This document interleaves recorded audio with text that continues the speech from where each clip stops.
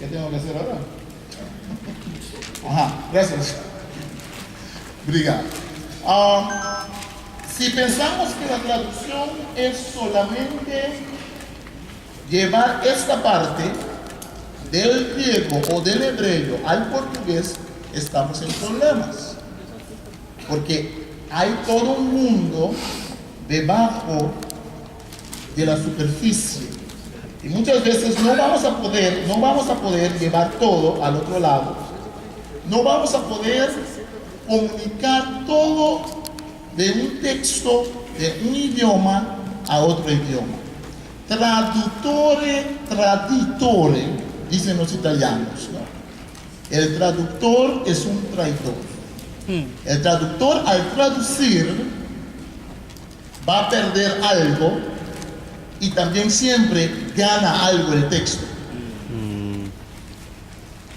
También en la traducción de equivalencia verbal. Porque la traducción de la equivalencia verbal, como lo manejamos o lo llamamos, yo estoy acostumbrado a hablar de traducción de equivalencia formal. Estas traducciones no son interlineales, no son palabra por palabra, porque no podemos entenderlas. Las interlineales solamente sirven para la gente que sabe un poco de griego o hebreo. Porque sin información sobre el idioma, una interlineal de palabra a palabra puede llevar a cierta confusión. Porque es palabra por palabra. Pero ya vemos, por ejemplo, en Almeida, que el traductor, cuando traduce, tiene en cuenta que la gramática portuguesa es diferente a la gramática del hebreo o del griego. Hay un texto en el Antiguo Testamento donde dice el texto hebreo literalmente, no recuerdo si era Isaac o Jacob, pero dice, levantó su pie y caminó. Levantó la pie y caminó. Ninguna traducción de equivalencia verbal pone eso. Entonces no hay traducción que es tan literal que va a poner todo palabra por palabra, porque el traductor toma nota de que eso no se dice en nuestros idiomas y no es necesario. Entonces, cuando hablamos sobre traducción, tenemos que entender como iglesias, como gente de fe, como hermanos y hermanas en el Señor, que no solamente estamos tratando, sí, un texto sagrado, pero ese texto, al traducirlo, las mismas pautas, los mismos criterios, los mismos procesos de traducción que encontramos al traducir de un idioma a otro, la encontramos también al traducir la Biblia. Hay toda una ciencia que describe la traducción. Se puede llamar la traductología. Es un campo científico que en los últimos 20, 30 años o más ha avanzado mucho.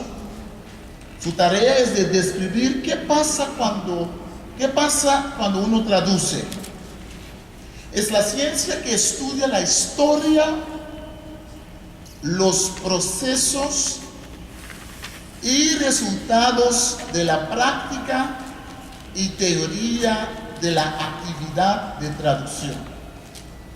Es una ciencia que provee pautas, criterios para una mejor traducción dentro de los diferentes modelos de la traducción, dentro de los diferentes metas y propósitos que uno tenga para hacer la traducción.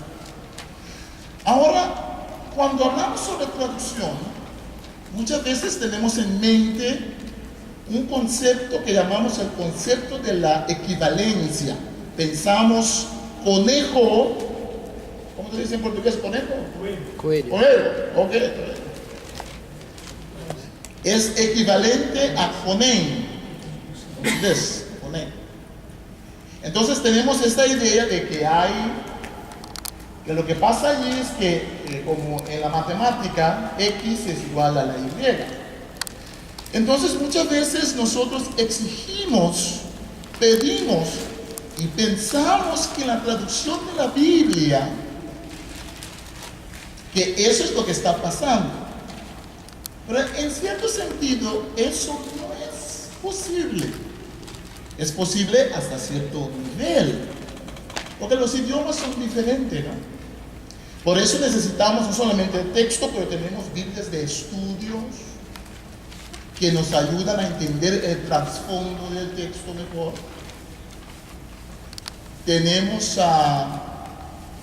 información adicional, porque el texto solo a veces no nos dice mucho, aunque entendamos las palabras palabra por palabra.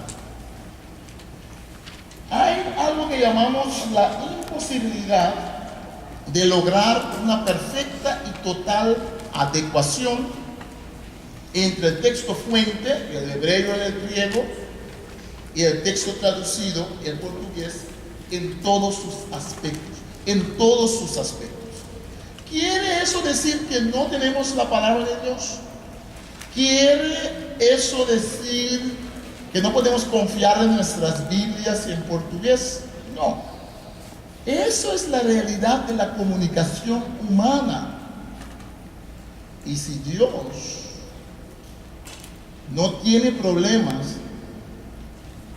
con usar ese aspecto de la comunicación humana, nosotros tenemos que aceptar que así es como nos viene la Biblia. Así es como Dios nos comunica el mensaje de Dios, por medio de la comunicación humana, con todas las cosas que he mencionado, idiomas que son diferentes. No existe una equivalencia de exactitud matemática en la traducción o en idiomas. Hablamos de sinónimos, ¿no? El mundo es la tierra. Pero la palabra mundo es lo mismo que la palabra tierra. En muchos idiomas no. Porque usamos la palabra mundo en cierto contexto y la palabra tierra en otro contexto. El mundo de los animales. La tierra de Israel. Entonces, sinónimos no existen en realidad en un idioma, porque cuando un idioma tiene alternativa, cuando un idioma tiene variables, cuando se puede decir algo en dos diferentes formas, es porque el idioma tiene necesidad de hacer eso. El que está hablando tiene necesidad de hacer una diferencia. ¿Cómo vamos hasta ahora? ¿Se entiende? ¿Se puede seguir? Tiene que animarme un poco porque estoy aquí. Tiene que ayudarme porque... ¿Ok? ¿Se entiende? Muchos hicieron así. Está indo, né? Às vezes tem umas palavras como lograr. Lograr ali é alcançar, impossibilidade de alcançar uma perfeita adequação. Tem uma outra pegadinha no meio, mas vai indo bem. Pode ir adiante. Obrigado. Ok.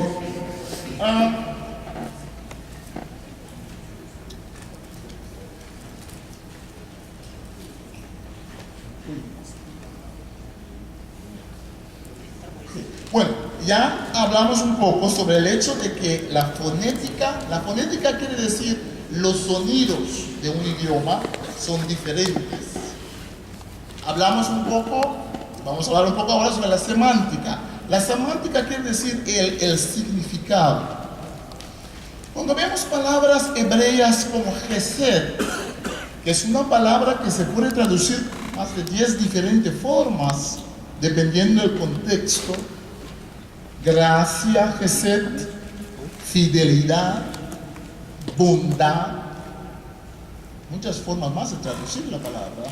Entonces vemos que cuando hablamos de equivalencia verbal, sí tenemos que escoger una palabra en castellano o en portugués. para Gesed. Pero ya sabemos de que hay una riqueza allí de la palabra que no puede captar el traductor. Todos esos matices, esas acepciones, esos significados que están parte del paquete.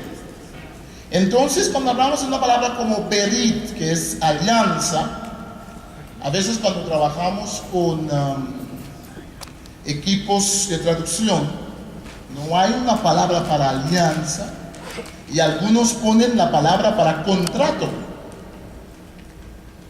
¿Qué le parece a usted la palabra contrato? Contrato es lo mismo que alianza.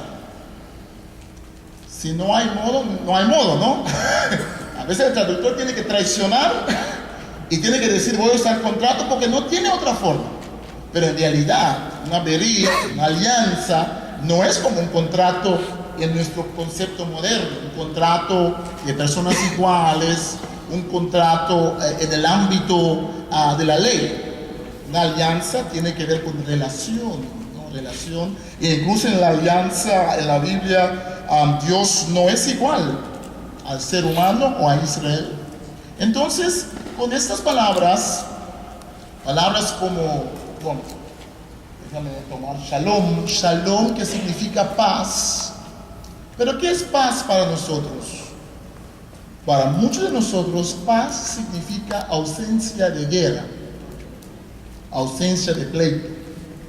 Pero en el concepto hebreo, shalom es bienestar, es tener buenas relaciones con Dios, con el prójimo, tener buenas relaciones con la familia y tener buenas relaciones incluso con la naturaleza. Es un concepto más rico, más profundo.